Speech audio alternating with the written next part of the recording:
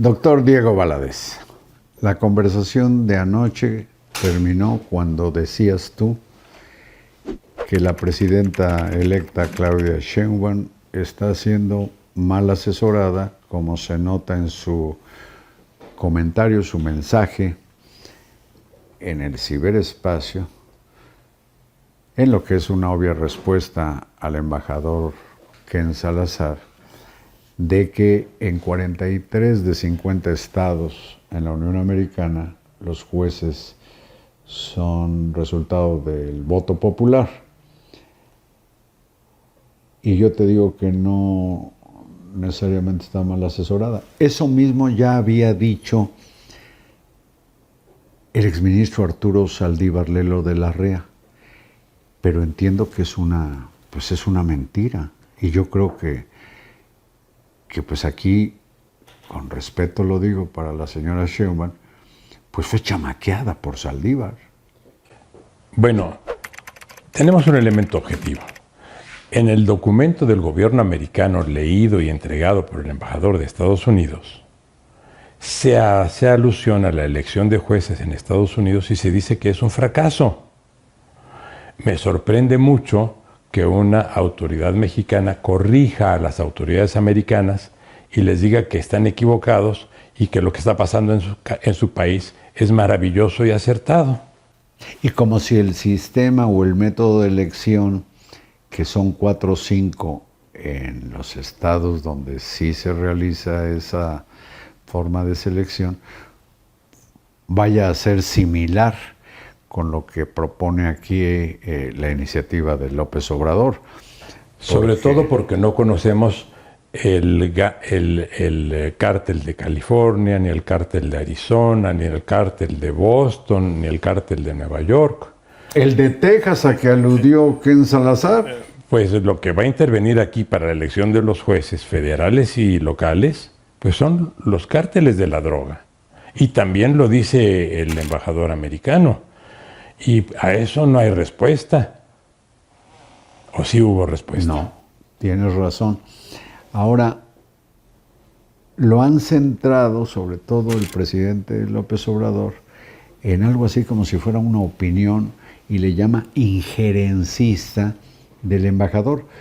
Pero yo creo que es una opinión del gobierno de Joe Biden sobre pues lo que piensa o sus aprehensiones respecto a ese cambio de sistema, dices, cambio del sistema democrático en México. Yo no sé si lo que ya está anunciando el presidente de México es la denuncia del Tratado de Libre Comercio, porque cuando él se queja de injerencia y tiene celebrado el gobierno de México un Tratado de Libre Comercio con Canadá y Estados Unidos, pues no puede ponerse en cuestión que un tema como el de justicia, que está en el Tratado de Libre Comercio, se ha contemplado como injerencia. Entonces, a lo mejor lo que el presidente de México nos está ya dejando ver es que nos vamos encaminando a la denuncia del Tratado de Libre Comercio, Carlos. Bueno, hay que recordar que el propio López Obrador ha dicho que le importa más la justicia, lo que él entiende por justicia, le importa más la justicia que el mercado. Eso lo dijo ya hace varias semanas. Es otro indicador. Y es otro indicador de que bien a bien, pues como que está dispuesto, o la presidenta que viene, Claudia Sheinbaum, están dispuestos a que México quede fuera del tratado comercial. Tengo algunos elementos para pensar que así es, porque cuando se está planteando en que la justicia se convierta en justicia popular, esto es en la justicia contra los ricos, contra los poderosos, contra los empresarios, pues ¿qué significa esto traducido a la presencia de poderosísimos intereses económicos de Estados Unidos y de Canadá en México? Pues que la justicia va a ser adversa para ellos, lo cual significa el fin de la relación comercial con esos países. Creo que va a ser un error calamitoso porque nuestras economías están muy conectadas y porque ante el fracaso que se quiere ocultar de Pemex en el país, que fue la fuente de riqueza de la que vivimos los mexicanos por décadas, Ahora nuestra fuente de ingreso y nuestra fuente de empleo es la capacidad de exportación a Estados Unidos en virtud del Tratado de Libre Comercio. Pero si ya se está dejando ver que nos vamos a separar del Tratado de Libre Comercio, o que no nos importa, quiere decir que pues vamos a ir a una economía de aldea, de autosubsistencia, tal vez muy digna, pero muy poco satisfactoria para atender las necesidades de millones de mexicanos cuyo empleo depende justamente de ese tratado. Pues vamos a ir a ese escenario que pinta el doctor Valadez, pues sobre todo con la instauración de un sistema de justicia más bien mediocre, ¿no?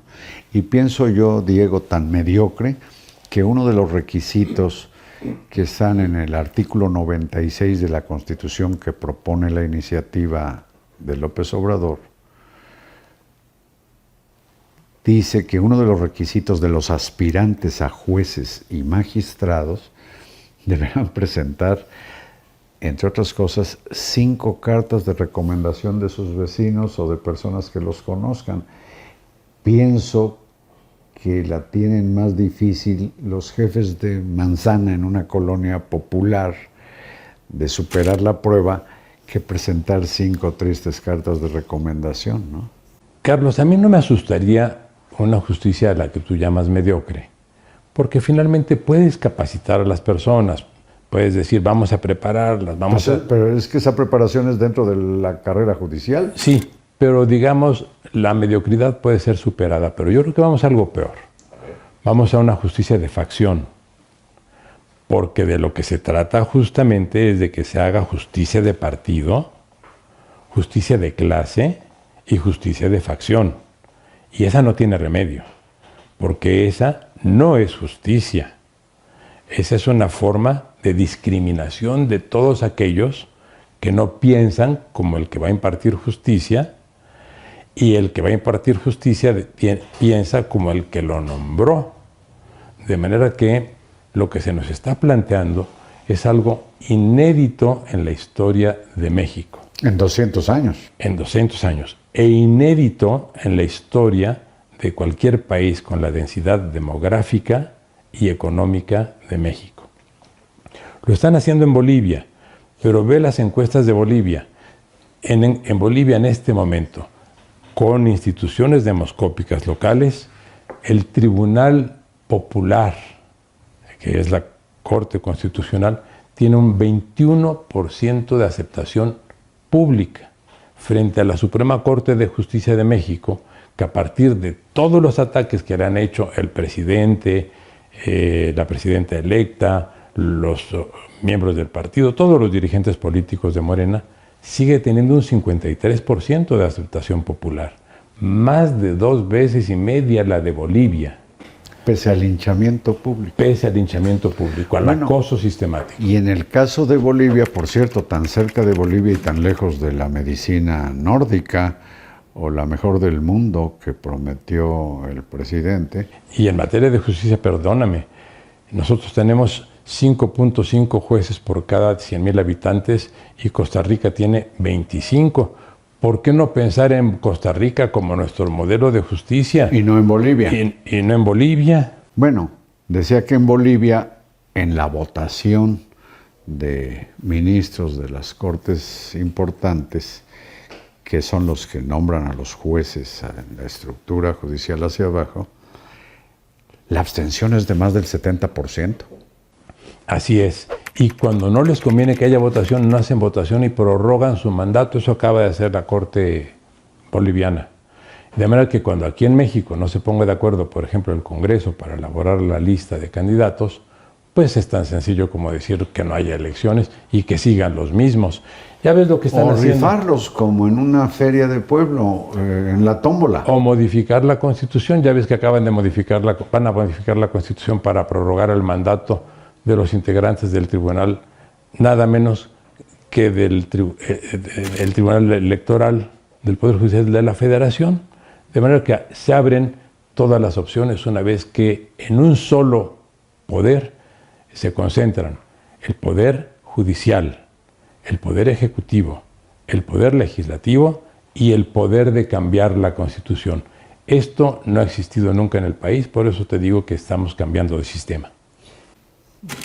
Dime si estoy mal en imaginar esto como si una misma persona se mutilara las piernas o los brazos o las orejas, porque la Constitución dice literalmente que el supremo poder de la República descansa en los tres poderes. Es decir, son tres en uno, como el aceite.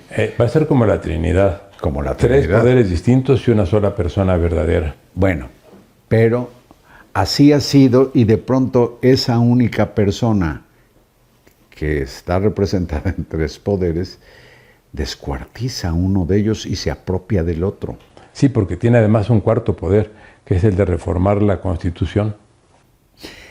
Y las reformas a la Constitución creo que implican el riesgo, lo he llegado a escribir, Diego, de que se cumpla el sueño de Andrés Manuel López Obrador de que el gobierno federal se apropie de las reservas con que cuenta el Banco de México. Le quita la autonomía, puede, ya lo intentó, quedarse con una parte de los bonos que no recuerdo cómo se llaman, y se le hizo ver desde el Banco de México, y entiendo que el Poder Judicial de la Federación, que el Banco de México es intocable y es el que garantiza pues, la estabilidad cambiaria y los controles a la inflación, etc.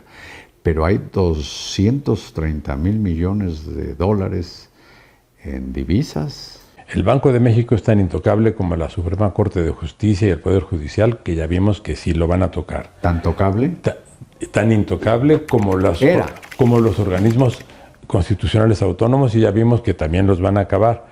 No tienen por qué no acabar también con esa autonomía del Banco de México, que está expresada en una línea y media de la Constitución, muy fácil de borrar. Fácil de borrar, repito, cuando se tiene el poder que van a tener. Poderes absolutos, y de esto quien más sabe es mi testimonio, se llama Diego Valadez. Te agradezco mucho este par de conversaciones. Carlos, siempre un privilegio estar contigo y gracias por tu invitación una vez más. Y para mí siempre es una oportunidad de aprender. Gracias a ustedes y buenas noches.